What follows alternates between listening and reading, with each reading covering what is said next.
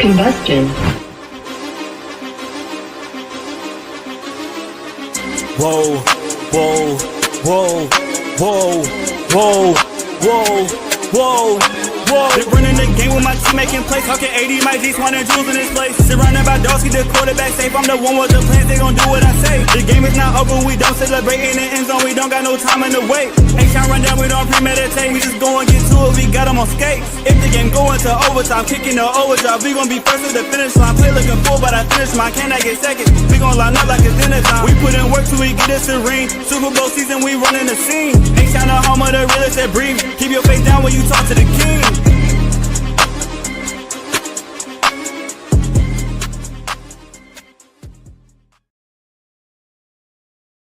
What up, y'all? Welcome back to another episode of the H-Town Rundown. This is your boy AB, and I got my co-hosts in the building. We got Clayton, we got Jules. How's everybody doing on this wonderful and yet sad Monday night?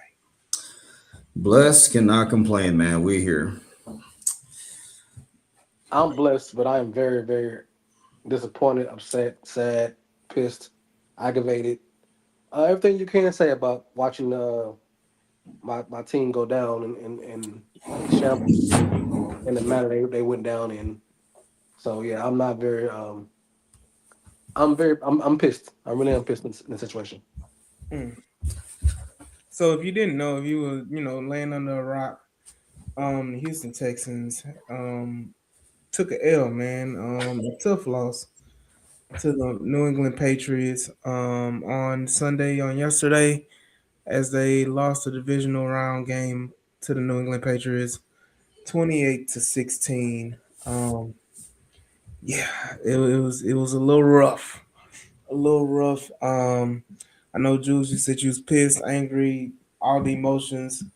For the game itself, what are your initial thoughts? Because we're gonna touch on CJ Stroud. We know that's the main thing. But what are your initial thoughts of the game? My initial thoughts is past CJ, the amount of injuries and injuries that we had on the offensive side of the ball. When it came to Trent Brown, Schultz went out. Nico Collins had a concussion. Woody Marks was in and out with his injuries. Nick Chubb, the offensive, one of the biggest Achilles heels of the team has always been the O-line rushing attack. Mm-hmm. And it was evident to yesterday when they couldn't run the ball at all, and you thought you had a glimpse of what they could be against the Pittsburgh Steelers, which has a good defensive line themselves. I didn't think that I think New England Patriots had a better D line, that much different than from some Steelers. Mm-hmm. But you don't have your starting right tackle, who thought you were gonna probably have the whole game or the whole week, and you can't run the ball at all. It is slick conditions, so. I say all that say that those are the factors that I am sad about, because those things that you can't overcome. So I'm gonna throw out the way right now, because the beginning and end of this problem of the Houston having the best chance they've ever had in the last 23 years, and for the Texans and for the franchise and for the city of Houston themselves of football, the best opportunity almost in 40 years. Since 1978 and 79 Oilers, that this was the best opportunity for this franchise, for this city to have a Super Bowl contending situation. And it starts with CJ, and I just want to get that out the way that everybody else is unfortunate. You can't control the weather, you can't control injuries, things happen. But after that, everything else is on CJ. Yeah, I know. Look, shout out Caesar, man. For sure. Shout out Yvonne. Jules, I know you would know all about the Houston struggles, as you was 15 years old in 1978. Yeah, I am the older person on this squad. Yes, I am, sir. But definitely, yeah, it's been struggles. What about you, Clayton? I mean, Jules basically said everything so eloquently. Weather, coaching, drops, much respect to the Patriots defense. They showed up. They made everything difficult. They played situationally sound. yada yada yada. Um, Now the one thing I will say is it's hard to play offense when you're one dimensional. They couldn't run the football. That's been a story all year long. They have had a chronic issue with moving the with getting pushed at the line of scrimmage, opening up rushing lanes on a consistent basis. Um, Joe Mixon obviously wasn't here. Nick Chubb didn't work out. Woody Marks, he's done admirably, but is he really the guy that's going to be your bell cow? Probably not. Jawar Jordan didn't play. It's just a whole mess. So to say that I'd be fair, I'm fairly trying to say it's hard to play offense when you have to play in a way that the defense assumes you will. Having said that, Jules already said it. All of Houston knows it. The national media knows it. The whole world knows it. CJ Stroud had the worst 2 game stretch, arguably, for a Texans quarterback in franchise history. Arguably. Hmm. Given the, No. Hold on. Not in Houston franchise. NFL history. well, I was trying to be nice, but yeah. Oh Um, no, and no more being nice. I mean, it's one of those things. It's one of those things where, and we're gonna get into it later, the press conference snippets and all this stuff. But it's hard because normally you don't try to blame one guy, but when you stink that much out loud, it was one guy, and it was CJ Stroud. So I don't have much else. I really don't. what you got, AD? So for me, all faith, all hope, all positivity went out the window with Coleridge Bernard Stroud the fourth Full on government. Sunday. He has done nothing to give you any kind of inkling that he can figure it out. Um, Unfortunately, realistically, Coleridge Bernard Stroud the fourth is going to be here Correct. for the next year at the very least. Um, what else happens after that? Who's It's to on say? him. You know, I know one thing that 110 tax that I've been preaching for the last 4 or 5 months, that's out the window. Um, we ain't touching 100 with Will and CJ unless they give 100 to Will by himself. Right. Um, so it's just that situation. Um, he let the team down. He let the city down. Um, he didn't do anything to encourage anybody going into next season. Mm-mm. If anything, he's caused more of a divide in a situation that Houston Texan fan base has had these last few years when it comes to their quarterback. There was a lot of back and forth and a lot of divide with Deshaun Watson. Then there was a lot of back and forth and divide with Davis Mills. Fortunately, at this point, Coleridge Bernard Stroud IV has made it very, very easy for fans to pick what side they on, and everybody's in agreement, and they all on the same side. That's rare. That That that's rare. that Mostly, huh? mostly. About 96.5, Yeah, about you talking about it. 96.5%. You got an A. If you was grading it, it's an A. It's about It's 96%. an I rarely do you see a fan base be this united in unison over the same thing. Right. A. Mm-hmm. Rarely. And the crazy part, he has more playoff wins than everybody in Houston. Everybody, all the Texas fans, all Texas quarterbacks prior to him. Yeah, but they've never had this kind of defense before. Right. When you have a defense that has equaled the scoring total of all 3 opposing offenses that you've beat, Mm-hmm. like Mm-hmm. the Yep. definition of being carried, you can argue the first season was the one where outside of the back-to-back pick sixes, CJ did go off. Like he had his best offensive game of the postseason of his 3 years here. Outside of that, it's been getting carried. He got carried. He got carried all year. Yeah, The defense, no matter who was on under the center, they got carried. carried. Backpack, Hmm. And and satchel, and knapsack. and, and as a CJ founding president situation, Davis Mills actually is the only quarterback this season to actually win a game. Yeah. And Jules, we talked about it offline. I posed this question in many different places for those that support him. Name me a game this season that CJ Stroud has won himself that you can point to. Name me a game this season out of the 19 games that we played, That and he himself. or the 16 that he himself played. Name me any one of those 16 that you can attribute to say yes, that win was on CJ Stroud. I I'm really trying to think about it. But the only thing you can say is he put up enough points early. He hung in there in the third and fourth quarter to not do no harm. But to say that he put the team on his arm, his intelligence, his quarterback skills, his master of the offense, there's not one Mm. game this season. Mm. And then any game you can say the lead was insurmountable in favor of Houston. Like I'm thinking of right. I was just about to say CX easy, Baltimore, but that don't count because that was just a complete demolition job. Mm-hmm. Um, you can say the 40, you know what, the 49ers, but even then the defense balled out. But I still look at the 49ers game as like arguably his best offensive game, but that does not answer the question of The defense still any. won that game. Well, that's what I'm saying. Like the defense balled out. I just say that because Nico was also out, so there was that. But still, it was not CJ lead us to victory. CJ, your mastery from the pocket was the underlying theme of the entire game. Like it was just, the same thing. So it doesn't really answer the question.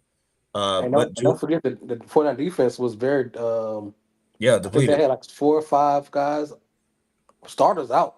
And Mhm. honestly, to your point, Jules, yeah, Davis And Mills no led. Brock Purdy. Yeah, Davis Mills led multiple game-winning drives, like multiple. Mm-hmm. Jacksonville, Tennessee, heck, even the Colts. Like even that one, Week 18, we count that because it was backups against backups. That's a wash. Right, and So that's why you say when what he did, he's good enough in the to get you a lead in the early and let the defense play, yeah, but he's yet to come back or when the defense gives you just enough by it up, and then he said, okay, well we need you to score or this defensive effort is done. He doesn't he hasn't done it all season. He is putting up these numbers and these touchdowns early or these field mhm. goals early. But then it gets real required in defense. He just sits on and let defense do the work. But he's never been a point where he done it, and that's why he's a shade better than Davis Mills. As people want to say, the late takes drawn drives. Yes, that's great to win the games, but at least CJ ain't never put you in position, other than the last playoff games, for defense to be in that situation to win a drive on him. So it's complicated. Yeah, look. So what you're saying, Jules, is CJ Stroud is a front runner. Yeah, So Oh, the glasses. yeah, no, it's just the point of that CJ Stroud, man, or Coleridge Bernard Stroud the fourth. Dang, I thought he had his name back. No, that he needs to figure it out. I mean, at the very least, and we'll play a clip or two of the press conference.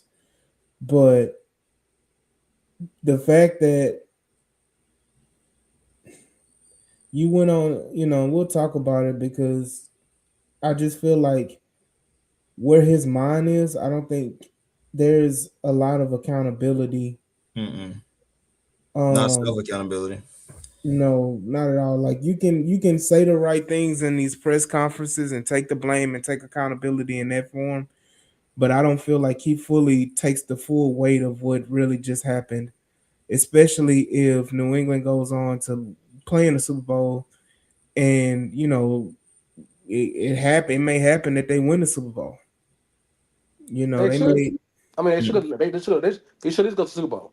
Yeah, Yeah, at least yeah, make it to Super Bowl. Yeah, because yeah. Seattle But if should. they win it, it's gonna hurt even more To get Oh yeah, stomped it up by is. Seattle. because then you say, well, we literally could have been get in, win a championship in our first time. So this again, this loss sucks This loss hurts.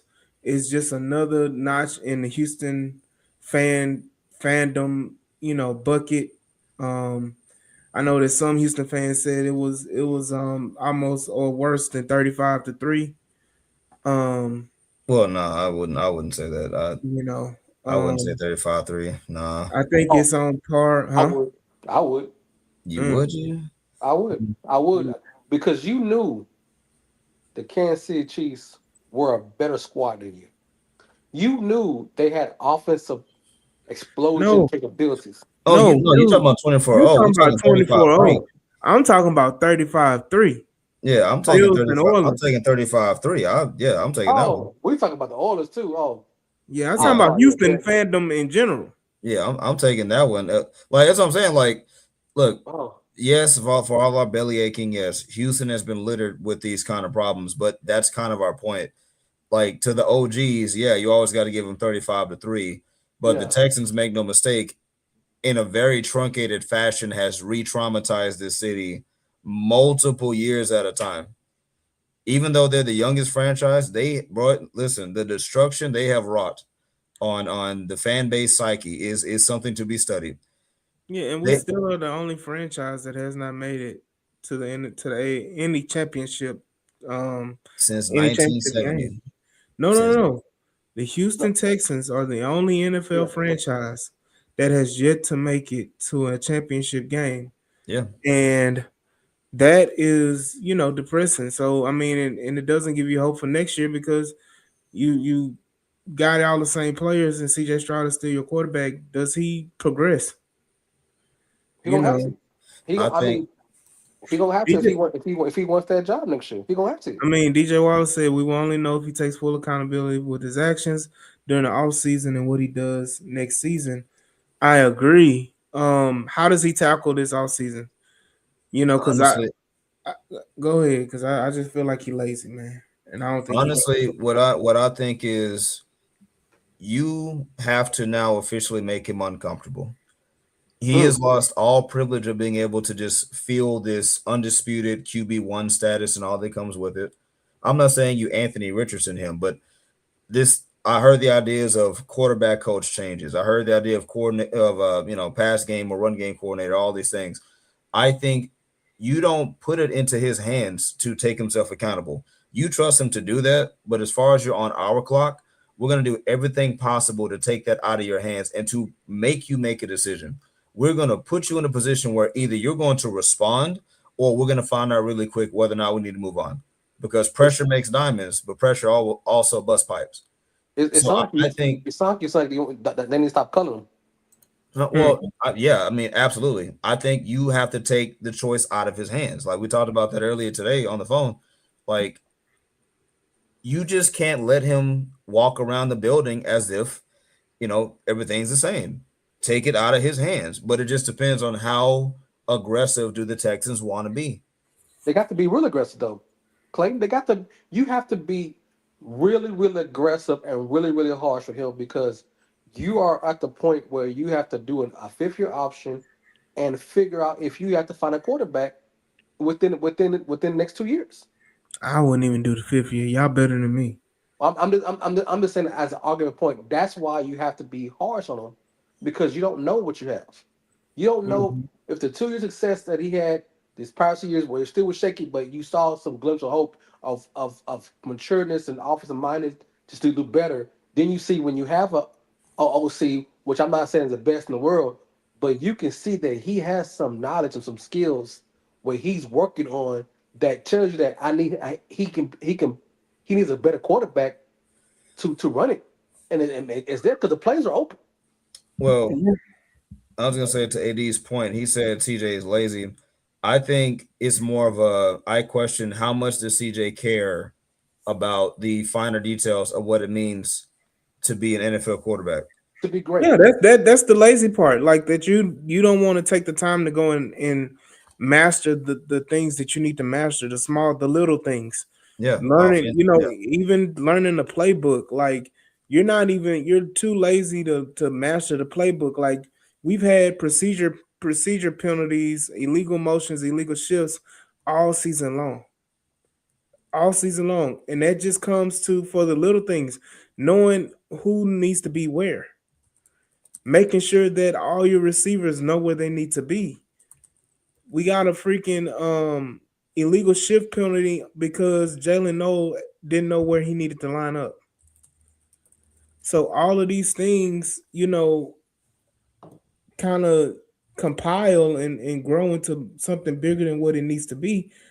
But he definitely has to figure it out because again, I'm on the side of I'm not giving up a 5th-year option for him. I'm not paying him $26 million. I'm not doing it. And at the end of the day, I don't want to fall into the trap where you pick up his 5th-year option. He knows he's on a essentially a contract year. And what happens always in any sport when the player's on a contract year, they ball out for whatever reason, whatever's been holding them back, whatever's been stopping them, whatever's been making them, kind of digress. When they're on a contract year, they ball out and they act crazy. I don't want ever go in that danger zone with CJ or Coleridge where he balls out next year. We make it to an AFC Championship game or whatever, and then he's up there with his hand out talking about I want my money, Well, and I'm not doing that. I'm I not can doing it. I can disagree with you a little bit on that one. Is on those kind of players, you never see the greatness or you never see the shine. You don't really see if they could turn the page. It's like, okay, all of a sudden they turn it on and you've never seen this greatness happens. With CJ, you can see it in the first 2 seasons that he has the potential. And even in this 10-game win streak and even the losses that he's done, you can see the quarterback play of a good quarterback. Mm. It's just decision makings that he struggles with. So it's not his arm talent. It's not Mhm. his ability to throw the ball. It's not his ability to run when he needs to run. It's his decision making. That's what you're banking on. Because if he's a good quarterback with the whole traits and skill, he Mm. is a good quarterback. It's the interception of the mindset of not being fully committed to being that extra level. So Yeah. Well, that's why I said it's very hard to judge because you do have 2 years of success. You do have a 10-game winning streak. You do Well, have these will you balls. call his second year successful? Like that successful? I mean, the last game was the playoff game. It wasn't on the offense. It was a defense. Mm. This season you can clearly say the defense was 10 times, 100 times better than offense. Unworldly, Unworldly. ungenerational. But you couldn't say that mm, last year. They were good last year. So, but then the offense were 50-50. They ran through all last year 50-50. They wasn't really the offense wasn't really better than all them because they had their struggles. The defense wasn't better than they had their struggles here and there. But when it came to the playoff game against the Chiefs last year, if I'm not mistaken, or whoever it wasn't the offense that lost the game for Mm-hmm. them. Could they have been better? Yes, but you put that on the offensive scheme, and we all knew Bobby was over his head. But now, what do you have? And that's why it's the huge what if. And I get what you're saying where you're scared to give CJ the 5th-year option, but what do you really have? And that's what I think Clayton said earlier is you have to really ball out this offseason and focus on upgrading as much talent on the offensive side of the ball. And I'm not saying you just sign and draft all the high quality. I want high quality players. Yeah. I mean, you had an argument on a couple weeks ago when you compare the defensive high quality yeah. defense players they have versus the offense. The defense wipes the floor with them. Mm-hmm. You have first round pick, second round pick, Pro Bowlers, all That's what the pros, investment was. right? So, and I'm for me being a CJ supporter, I don't want this to sound like I am giving him excuses, but that offensive system and players are really unproven. You got an injury. Christian Kirk who comes back injured every year. Nico Collins is always out missing games. Schultz had a big year, but that was an anomaly because a couple years ago he wasn't that strong. Your O line is still patchwork because you and oh, once again I'm not trying to give him any credit, but when you saw the O line versus the Patriots defensive line with that left guard and center, there was no way you could run the ball against that. Patterson and Jake Andrews were the same size as me 10 years ago when I was a slim young man. Against those powerhouses of the Patriots they had no chance. They couldn't even I don't think they even attempted to run the ball on the left side but 3 or 4 times. Yeah. Because they couldn't. Mm-hmm. And one play, they wanted the tight end to come from the right side to the left side. He got pushed back so far that whole play, and that led to an interception. And I don't want to give CJ excuses. I'm not going to do it. But when it comes to talent of the offensive side of the ball, it ain't that much talent, especially not young talent. Yeah, look, I understand, Larry, but that football ahead of him may not be with the Houston Texans. It could be. It could be, and I'm not arguing about not being worried about the 5th year option. I'm not imagining that you don't want to do it. But I can understand in the room when you assess the situation as a whole that's the key reason why you have the 5th year option is before you guarantee a contract that you really can't get out of. It's that let me give that one more year. Let me get the franchise tag. Let me see if I just do a little extra more that you could progress. And that was the whole beauty of the 5th year option. Yeah. Hey, so Topper from Florida said Drake May's offensive line is no better, but he still performed this.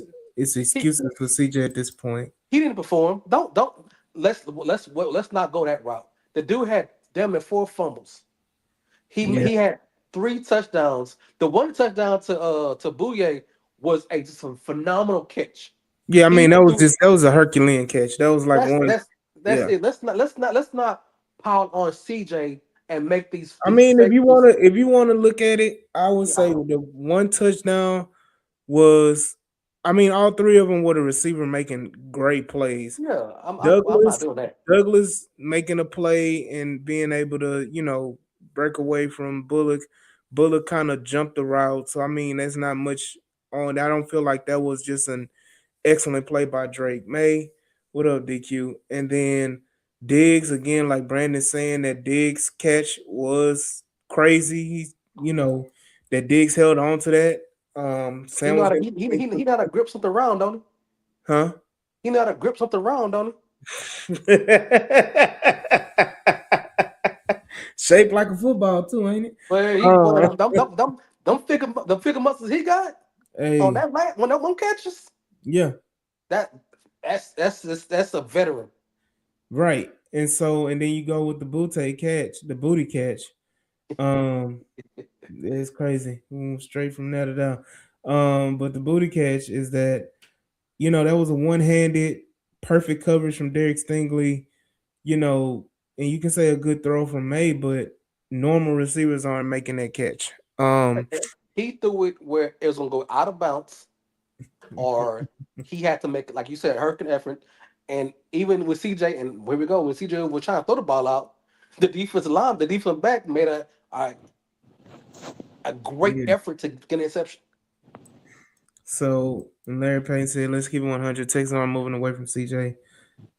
Yeah, we've already said they're not moving away from him next year. Yeah, but We I'm don't know sorry. what's happening after that. I Anything that can happen after that. Yeah, we can keep 100, but we're not gonna say uh, Drizzy Drake was that much better than C.J. Stroud. We're not gonna go that route. He Look, won the game. I'll give you that. But we ain't gonna say that he was that much better with O line. The O line did enough, and they ran the ball better than we did. They had look, better backs than we did. they did. I'm gonna say this right here. I'm gonna play this little clip. Give me a second. I'm gonna play this clip. From Jacob and Houston Stressings. They had it was a good clip about D'Amico Ryans when they asked him about Nick Caley and all that. So I'm gonna play this really quick. Let me know if y'all can hear it. It's very low. Hey, Nick, OC, are you confident in Nick getting better and will he have that opportunity? Yeah, with the coaching staff, with our players, you guys asking about contracts, coaches, play. Like I'm evaluating everything as we go throughout the week. You made the tough decision to move. Yeah, so he said, "Give me a week, we'll figure it out." Um, so I mean, like that type of stuff, like that doesn't instill confidence in like Kaylee. Nope. It doesn't instill to me. It doesn't instill confidence in D'Amico. I mean, it's Coach Bernard, and I'm trying to find a clip where um he brought up C.J. Stroud in his contract. So let me find that clip, and then I'll play that as well. So give me The first person I'm firing is Jarrod Johnson. I don't care what nobody say. hmm. What does Gerard have to do with anything though? It's his mechanics. It's the computer. It's the QB skills that he should be learning from somebody at a quarterback coach. And the one thing is also is getting him comfortable because we all know Gerard Johnson was here because one reason he was here because he had coached him at one point or at 7-7. What the story was. If I'm gonna make a point to CJ, say, hey, bro, you gotta do better. We're gonna keep everything on. We're gonna get you somebody who will coach you hard. Because clearly, you and Johnson, you and your boy got too much. Y'all too cool, and you not listening to him. If you're gonna listen to him, we're gonna find somebody to listen to, and then that's gonna be an indication. If you're not coachable and you're not getting these traits I need to get, then you're gonna be gone. But keeping Johnson keeps us understanding that it's the same thought. How you gonna hold him accountable if you can't hold a quarterback coach accountable? Yeah, status quo. Yeah, I mean, those are moves, and I feel like those are going to happen.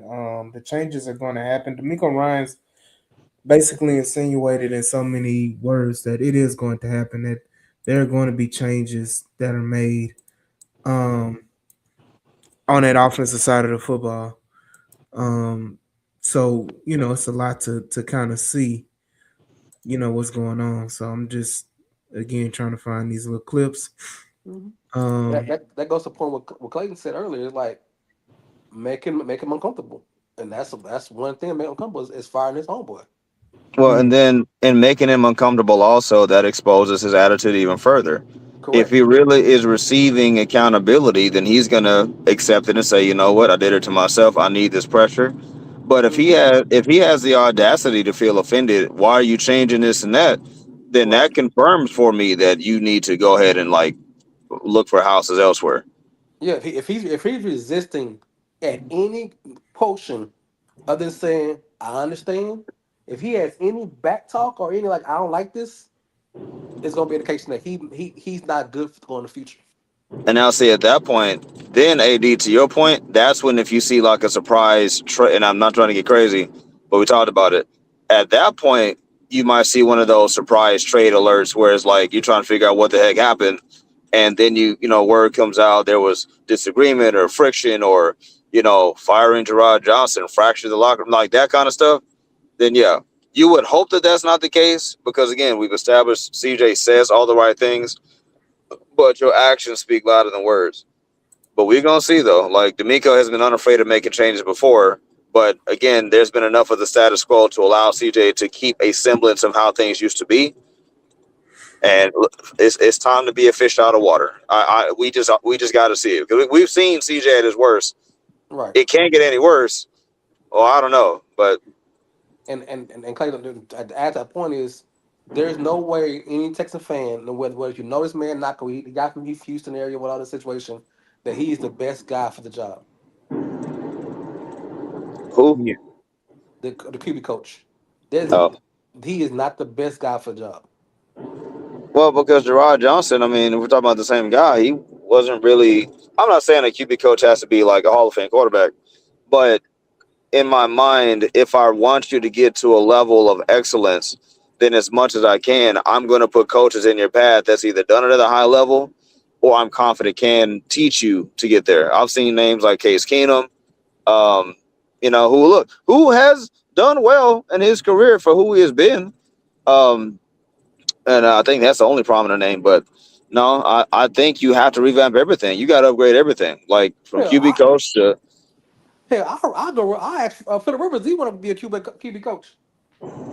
So I think that you also need to bring in a prominent name. Barry brought that as well. A prominent name to go alongside um, Nick Haley.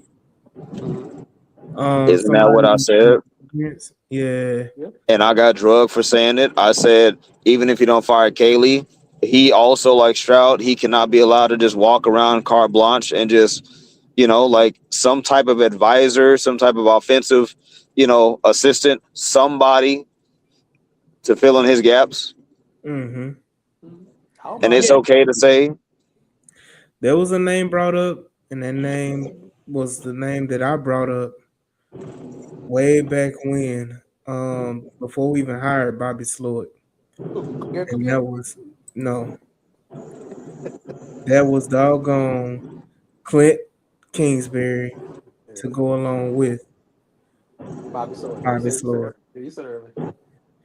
Now, if you do the same thing, change what happened immediately because last year it took him till Friday to fire Sloyd. Shout out to Atlanta.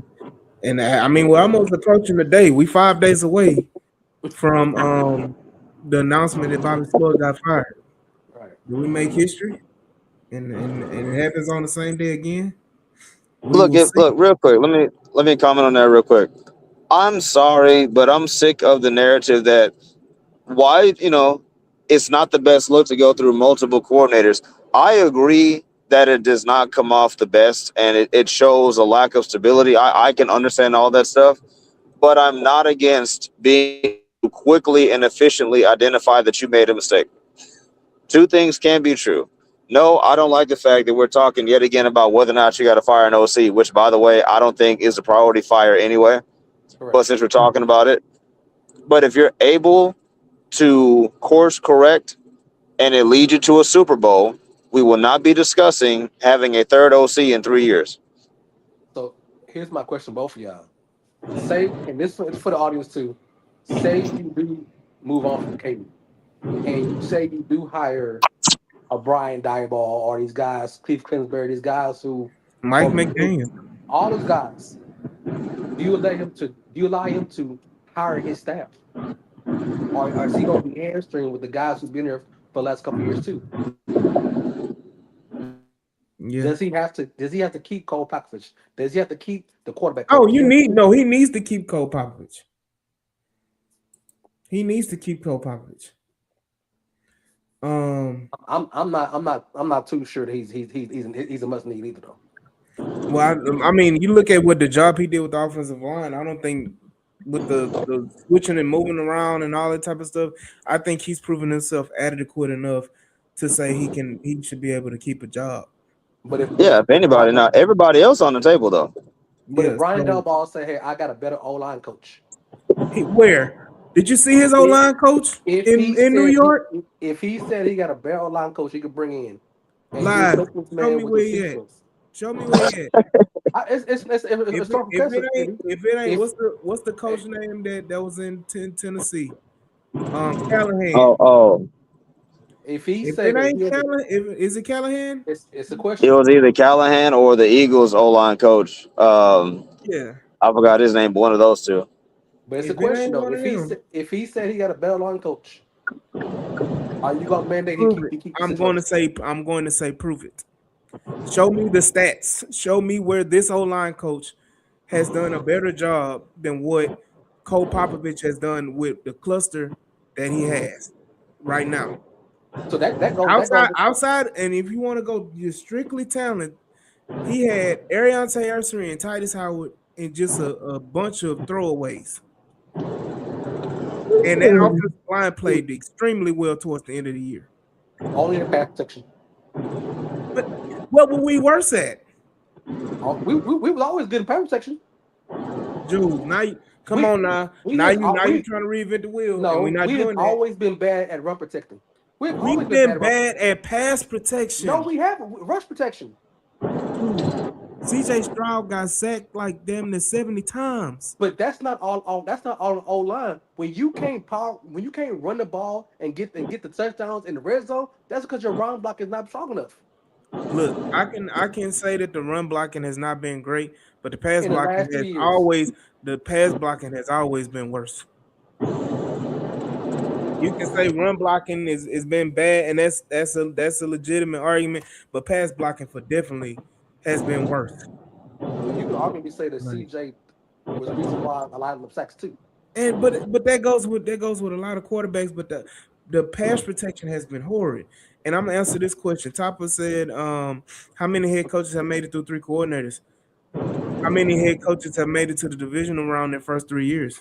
D'Amico Hey, Ryans is gonna get that grace. we're not gonna put D'Amico Ryan on any kind of hot seat. Oh no, D'Amico Ryans don't No, deserve not that. at all.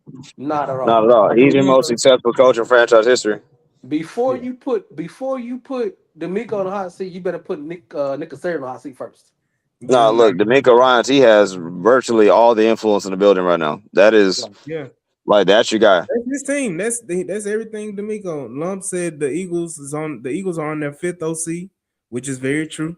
But see, that's what I'm saying. There's something to be said about having a certain level of shamelessness of we're going to make changes regardless of your feelings. Like if it's not working, I'm not gonna keep doing it. And yes, I'm not saying like keep making bad decisions, but like this is the same Eagles team that won a Super Bowl after just paying Carson Wentz when people called them fools. They picked up Jalen Hurts, and what did they do? Like, come on now. So this is not the time for feelings and all this stuff, bro. It's about results. It is a results-based business, and if it's about what have you done for me right now, that's all this is. Yeah, look, And the Eagles don't care. and I don't want to dive kind of go off the rails with other teams. It's just the point of Thank you, Brandon. look, and that's fine. But I'm telling you this right now. Cole Popovich has done an excellent job.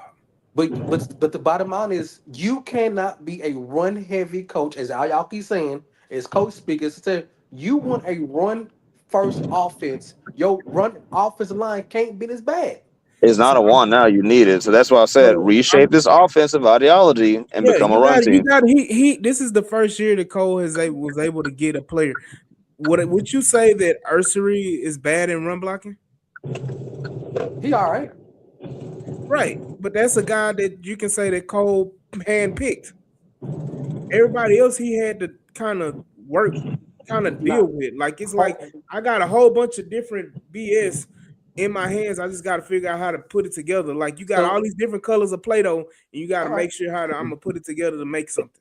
So did he handpick Cam Robinson? Did he handpick No, the guard that couldn't make the team to you? nope, You can't do that. You can't nope. say he handpicked a draft pick, but he handpicked a free agency. You can't do that. Guess what happened? You ain't gonna do that. You can't do that. Okay, That's moving the goalposts. that's not You moving can't the say he goalpost. handpicked one thing, but he handpicked the free agency either. So Nah, you name can't me. do that. Okay. You can't do that. Name me. Okay. Name me. Let me say this. I'm gonna say it like this. Then he had very, very much.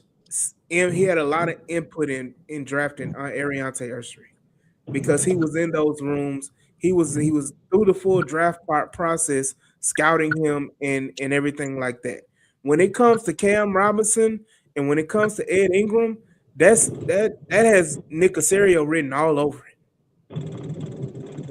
So If you say again, so. If you say I so. mean, It ain't that they talk about that because we still no, got it ain't. Black Line said agree with AD. Cole did his job this year. He fixed the stunt. Exactly. We couldn't keep Jules. That's how I know pass blocking was horrible. We couldn't stop a stunt for nothing.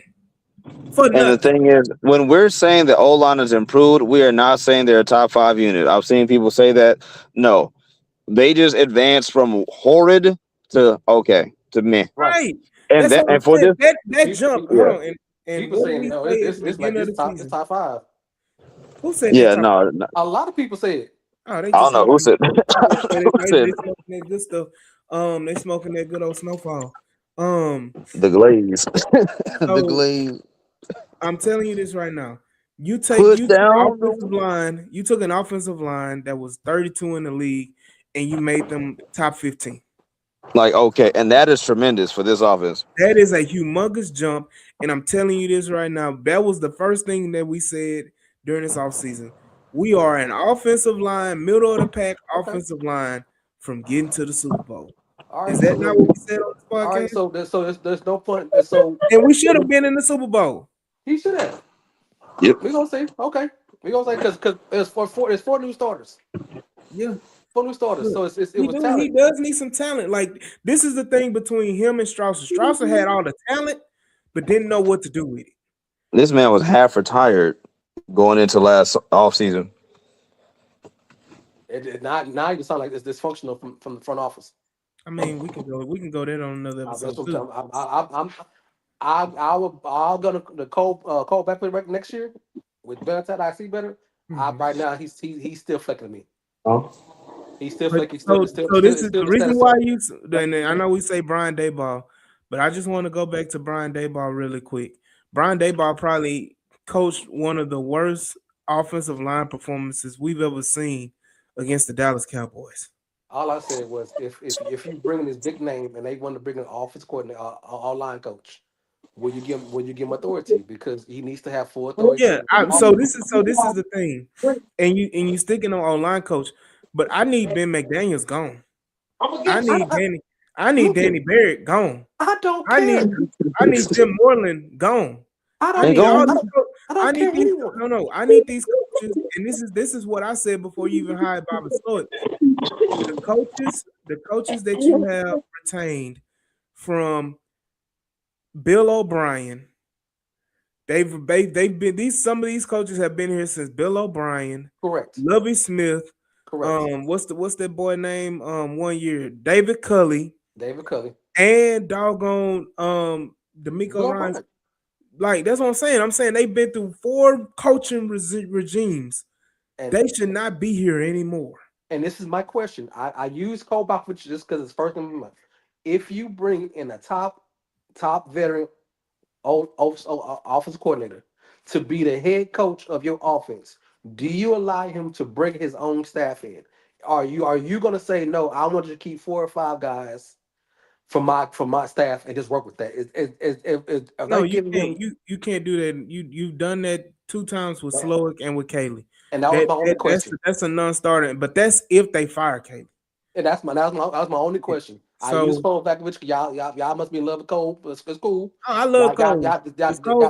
Away from my question. Anybody that can make rotten lemons make good lemonade, I'm good with that. Anybody that can do that, and then Daboll coached with Cole in New England, so why would he let Cole go? I know that's not the point though. Y'all that was I think he used the wrong name. Like, let's say if you would have used Mike McDaniel. Because clearly y'all love Cole. Yeah. Then Topper said, "Can you trust Caserio to build an offensive line?" That's not the right question. The question is, do I trust D'Amico Ryans? And the answer is yes. I trust D'Amico Ryans. I don't know about that one. I trust D'Amico. And I don't know about that one. I do. And the reason why I trust D'Amico is that I think D'Amico has the first year and the first 2 years, he kind of was hands off. He was like, I'm trying to figure this out. I'm going to let Nick do his job. He got me Will Anderson, so I got to trust him a little bit and go from there, right? Because he got him his defensive players. He got him, Nick Caserio. I think Nick Caserio drafts better on defense than he does on offense. Because he's leaning on D'Amico Ryans. What about the defensive players that were here before D'Amico got here? Who's left besides? Well, I'm just not even saying who's left, but you look at the productive players that Nick Caserio. It's just Stingley. Stingley's the only person left, but that wasn't before D'Amico. Everybody else is D'Amico guys. What? No, who else? That's not true. Who else? Pampa Power. Who? Pampa Power. Harry Totoa? No. Who had a pamper on their head? Oh, Petrie? Yep. Petrie was here. And when D'Amico got here, he had Jonathan Grenard, who was a productive player that Nick Caserio drafted. Like, you look at, and again, yes, the defenses were young with Lovie Smith and with David Culley, but the defenses weren't the main problem. They had players on those rosters. And I'll tell you this. I believe if D'Amico wasn't here and they kept Lovie Smith or somebody else, David Petrie would have been out of here because he would not have made him be a nickelback. They'd have kept trying to put him safety. Man, look, I'm laughing because one says CJ got juice questioning D'Amico. No, who said that? Y'all not listening. No, he's it was a joke. It was a joke. Oh, Blake Cashman is another one. trash. Just get us some white O linemen. Hey, Yeah. if y'all look at my last mock draft, I got a Mhm. big strong white boy as my number one draft pick. And where he from, Jules? Texas A&M. I don't give a damn if he was for the moon.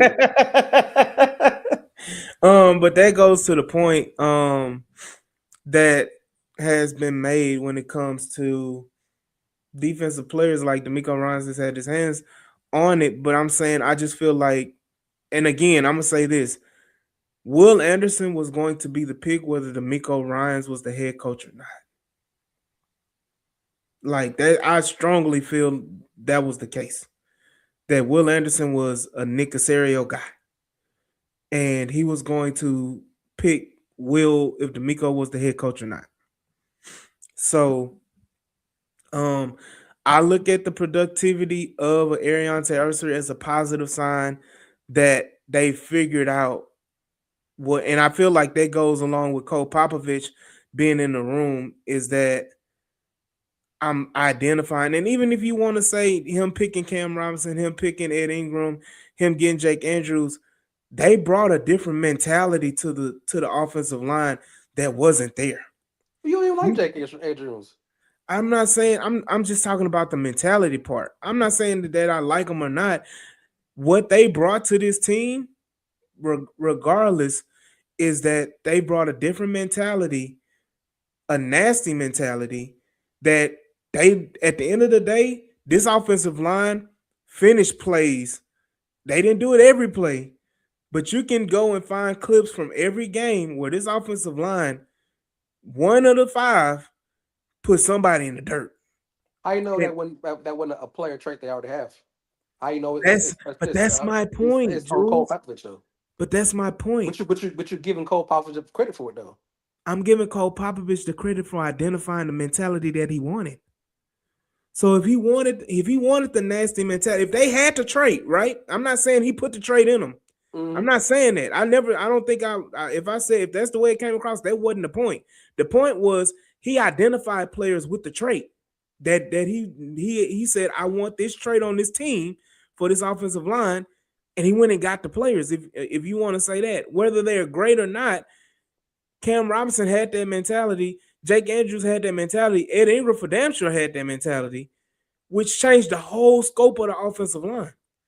They had the Laramie Tunsil mentality of I'm too cool for school, I'ma just do my job a little bit, make it look like I'm doing something. And it rubbed off on Titus Howard. Titus Howard had a realization in his career, in his mind, that he's the different type of player. He's always been a good player, but you didn't see all that extra that trying to follow behind Laramie Tunsil that Titus was doing. Okay, we'll talk about it more. We'll talk about. Yeah, we'll talk I about don't it want to get more, down because but we differ on Cole Popovich, but it's okay. I mean, hey, no, people not gonna like it because he was a part of the old regime, and I, and I'm not saying that's what your stance is. I'm saying a lot of people didn't like Cole to begin with, and Cole has proven a lot of people wrong, in that sense. we'll see. But we here. I do want to touch on because we pushing that out. I do want to touch on a list of notable free agents, Mm. on the defensive side of the football that are going to be very, very kind of impactful in how we're gonna move forward. Um, you got, and I'll just list them all. This offense and defense, but you got Christian Kirk, Jimmy Ward, Danico Autry, Sheldon Rankins, Derek Barnett, EJ Speed, Foley Fadakowski, Tommy Townsend, the punter, Tim Settle. That contract went by fast. Um, Tim Settle, Nick Chubb, MJ Stewart, Braxton Berrios, Dario Gumbawale, Ed Ingram, Kurt Hinish, Naquan Jones, Leaky Fotu, Kayvon Wallace, Christian Harris, Damone Clark, Jamarcus Ingram, Trent Brown. I'm Can gonna I give you. Go ahead. Go can I ahead. start? Go ahead. My biggest name on there is Jimmy Ward, but I don't have faith in whoever called me out by not have faith in Miko. If Jimmy Ward on this team, even for a league minimal, me and D'Amico are gonna fight. I might lose that fight, but Mhm. I'm tired of seeing Jimmy Ward on this team. But go ahead. I'm sorry. I just the Jimmy Ward thing. Just I had to say it. I know Jimmy Ward is your kryptonite. You can't stand Jimmy Ward. You hate. I say it like this. He never plays. That's it. You can't trust him, That's regardless of what you feel about him. The best that's fine. ability is what? Available. Availability. And he's That's all I never keep saying. here. That's why I keep saying. Everybody keep saying Jimmy Ward. I hate it because he ain't never played. He play 2 games and say, okay, great. Then he lose 4 games the whole season, 8 games. I mean, come on. I'm sorry. I'm gonna say this, man. Look, Jimmy Ward never was a needle mover, and for me, I wasn't never gonna sit up here and stand on a soapbox about Jimmy Ward because he didn't never move the needle. He was, at the end of the day, he was supposed to be a mentor, and he was just Mm-hmm. and that was it. Like I'm not expecting Jimmy Ward or never expected Jimmy Ward to be a pivotal part of this defense. He was supposed to though. No, he wasn't. Yes, that's what D'Amico brought him in. Like as you said, he was supposed to be the game D'Amico changer. D'Amico Ryans brought him in as a mentor specifically for Jalen Petrie. But to That but was to it. but to be a starter. Because you didn't have another safety at that point in time. And That was and once that and was once he before Kalen Bullock. That was before right. all of that. That was before then. That was D'Amico's first year. He brought in a familiar face Here it is. who knew his defense. That was it. And And that's gave him okay. and gave him an extension. He didn't give him an extension. Who gave him an He, extension? he gave him an extension. Who gave him an extension? Don't do that. Now you trying to spice words. Anyway, You we know have who gave him an extension. we have an A&M guy that's on the first free agent. Yeah, so I'm gonna go down my picks. I'm gonna go down people I would bring back. And it's gonna start with the 2 defensive tackles. Well, 3. I would bring back 3 defensive tackles. Sheldon Rankins. I would bring back Naquan Jones, I like Jones. and I would bring back Tim Settle. I would say 4 defensive tackles. Leaky Fotu played well. Naquan Jones, Tim Settle, and Sheldon Rankins. I would bring them all back. As defensive tackles. You can let Foley go. I would also bring back Derek Barnett as well. Give him a nice little 2-year contract because he performed well as a reserve defensive What end. what's Tim Settle's injury? I think it was a foot. It was lower leg. It was lower leg. Okay. Nothing that was crazy. That would make you be like pause or anything like that. Who would you bring back, Clayton? If he's available. Me? No, I'm here. For me, can you hear me? Yeah. I can. Yeah. For me, look, maybe unpopular. Christian Kirk on a team friendly. I think. Like you said, AD, all those defensive choices. I think this defense definitely could have been better with having, a Settle or Rankins, right? Like, I mean, Rankins already here, but bringing those guys back. That's your interior. That's your meat and potatoes. Of course, no to Jimmy Ward. Of course not. Kevon Wallace, no.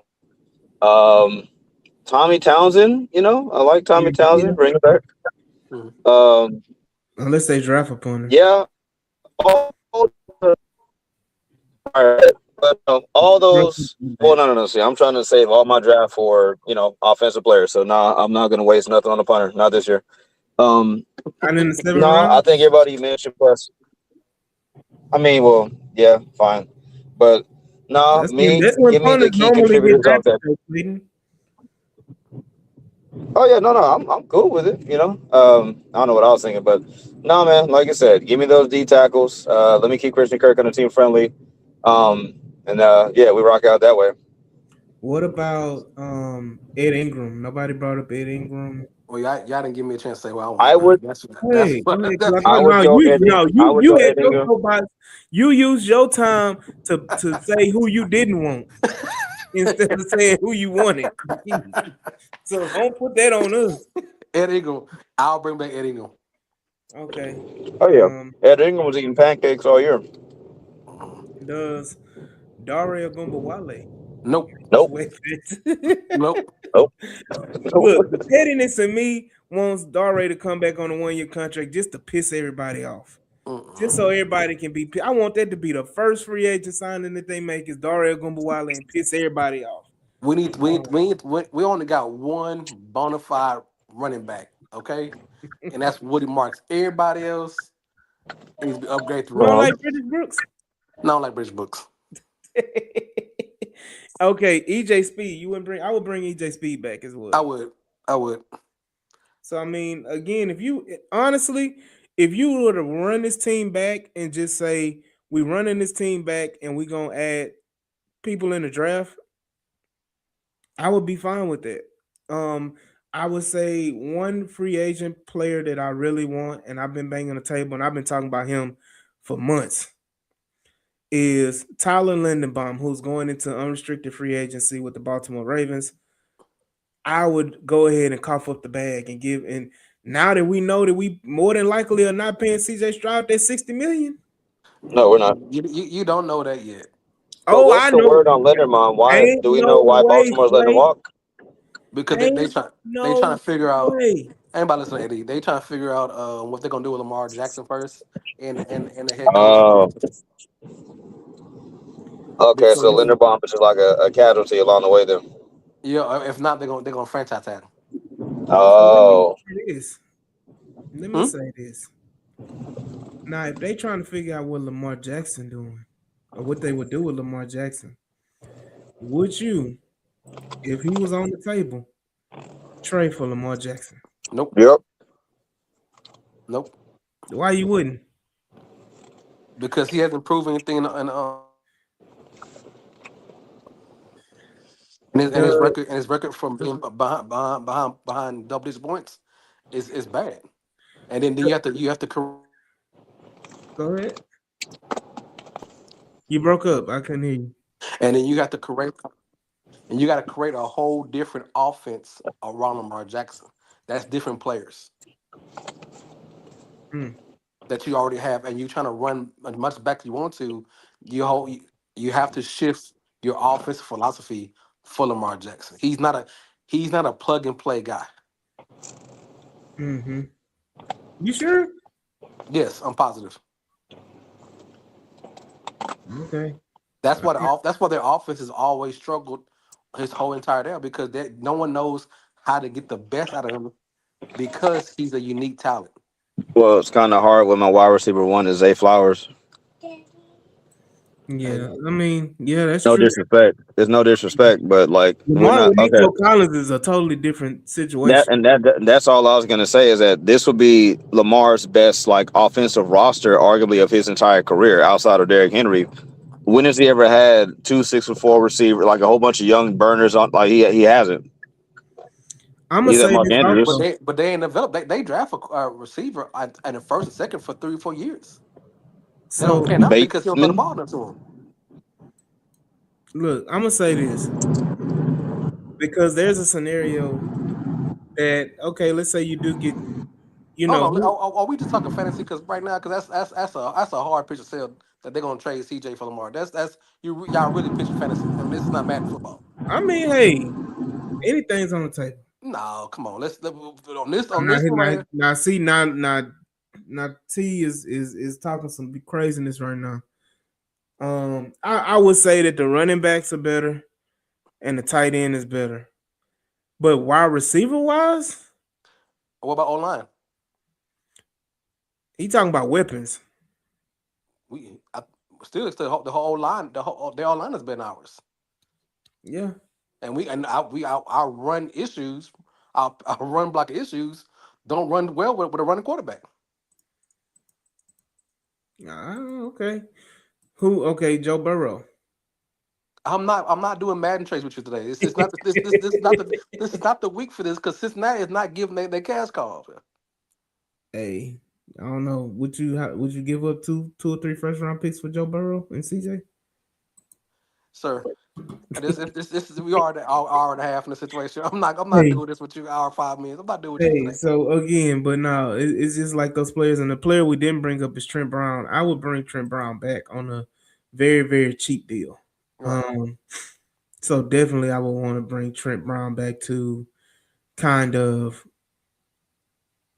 kind of reestablish. At the end of the day, you can't. I don't feel like they're going to draft 2 offensive linemen.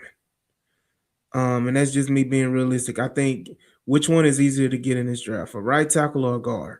A guard. So I will go ahead and bring back Trent Brown just for 1 year. Let him and make and put it, on Blake Yeah. that and make him have a prove it year this year.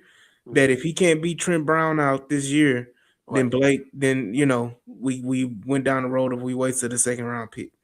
And the only reason I say guard this year because of how late are we're drafting in the process and how early we're drafting in the second round. Yeah, well, I mean, the You- picks are only like not even 10 picks between each other. Right. So that situation, either you can get a guard earlier than you normally would because it's the bottom of the first round, or you get the top guard in the second round, which Hmm. with the pick from the Washington. So that's why I say Okay. it's easier to pick talent wise when you're going there, and you ain't got to trade up and down like you did Yeah. for Kenyon Green, all that stuff, and we go that back and forth.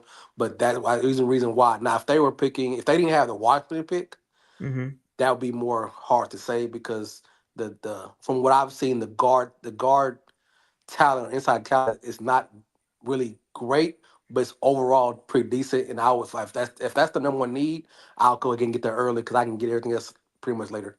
Yeah. So Brandon said if we draft a guard and we have Ingram and resign Trent Brown, where's Titus? Look, I'm Mm. being honest with you.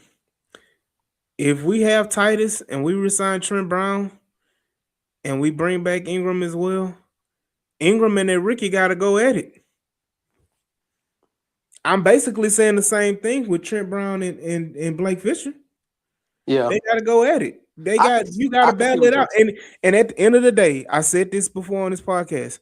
Having Ingram and Trent Brown raises the floor yeah, of I the get what you. offensive line. If they don't win those battles, Right, you know that Ed Ingram can come in and be at the very least productive right. I and not mean, fall off a cliff when somebody goes out, similar to switching out Titus Howard for Jared Patterson. mhm. You fall So off a cliff talent wise. You're not what gonna I fall off a cliff on that spectrum. what I said, with your logic, I see what your logic is. If you draft one, sign Trent Brown, sign Ed Ingram back, your O line is like I got talent no Mm-hmm. matter what happens. And Mm-hmm. if Tyus Howard is the best right tackle, and you draft the left guard and he can do the job, and he's real good. He's shown real traits. Cole Balkovich sees the instinct in him to be nasty with it, Mm-hmm. and he can start with him. What's the problem having Trent Brown as your backup tackle? Right. Exactly. What's the There's no problem? problem. There's no problem with Trent Brown being your backup tackle, other than Jules said he hated Trent Brown and didn't understand why Trent Brown was even on his roster. I did, and Um, he proved me right when he couldn't go. Yeah, yesterday. He can't be trusted. Clayton said but earlier, availability is one of the key things about being a NFL player. hmm So I Shout mean, to hey, me like I know what I said. I eat all the crow. I've eaten crow by Jalen Petrie for what 17 weeks. Okay. look, Brandon said I want after the Titans game, I want to sign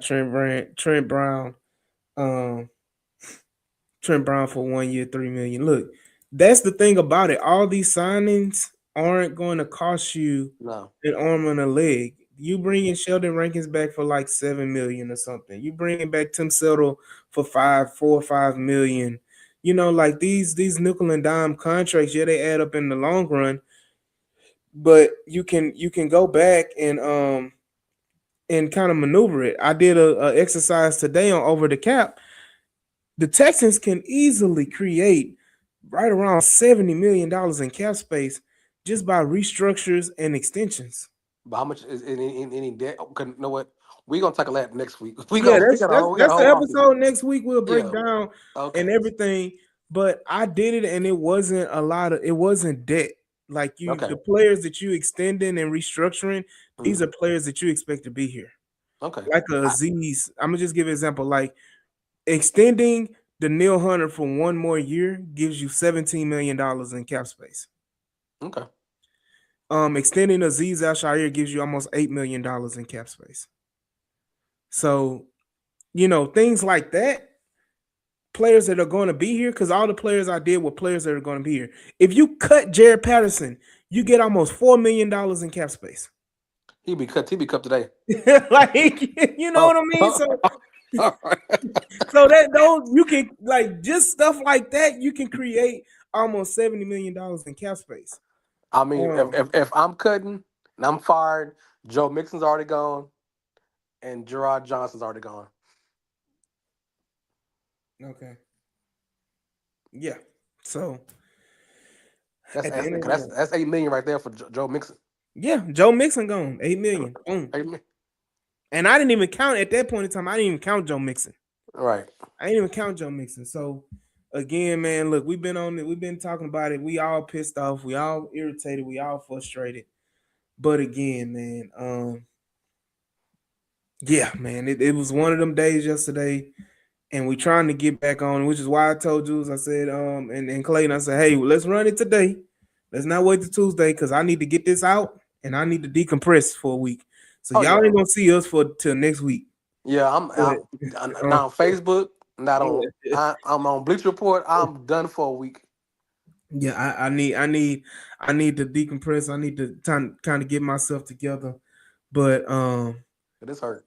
yeah, this hurt. This one-on-ones, man. This one-on-ones. This was the last thing we always held on to. The hurt was the Kansas City game. Yeah. 24-0, and this one topped that. Because Yeah. this is one of your clearest, if not best paths to a Super Bowl. So hopefully this team is just as good next year that it was this year, that you can turn around and the offense, balances out the defense.